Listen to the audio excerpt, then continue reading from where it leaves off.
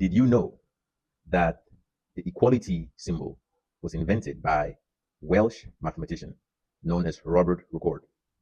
Robert Record invented this symbol in the 1500s because he wanted to find a simpler way to represent is equal to without having to write it out every single time.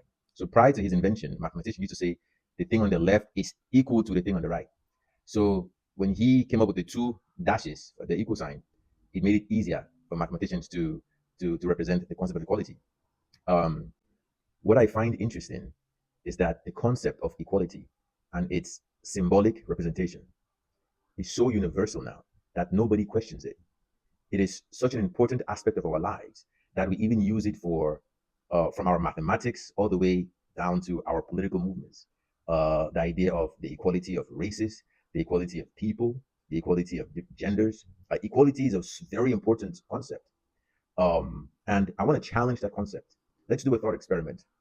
Um, what if the concept of equality is actually a limiting concept? What if it's not robust enough to capture all the relationships in nature?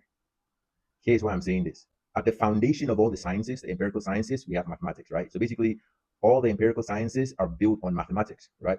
And at the foundation of mathematics, we have these things called axioms. So mathematics as a language is built on axioms. And the very first axiom of mathematics is known as the axiom of extensionality or the axiom of equality.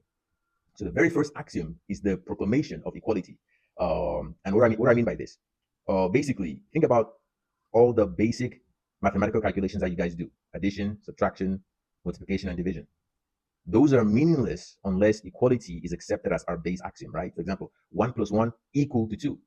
1 plus 1 is meaningless without that equality, right? Same with multiplication. 2 times 2 is equal to 4, right? So all these calculations require equality for them to be sensible, right?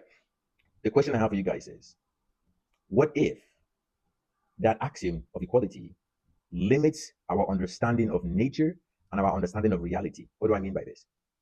If equality is the most important and the base axiom of mathematics, and the goal of academia, the goal of the sciences is to completely understand the universe, completely understand our reality, right? That means that the foundational axiom must be able to capture all the relationships in nature and the universe, right? Because if the goal is to understand nature, understand the universe, then we have to have an axiom that would allow us to capture all that complexity of the universe, all that complexity of nature. But equality doesn't do that. Equality only is like a picture, right? Equality is like a picture, but nature is like a video. The universe is like a video. So how do we? It's like, does a picture capture all the activity? It doesn't. A picture only captures a moment, right? And that's what equality is like. Equality gives us a glimpse of the universe, a glimpse of nature, but it doesn't get the whole picture.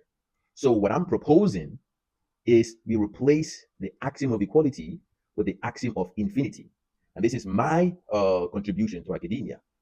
I believe that our mathematics, even though it's been useful for us, is limited.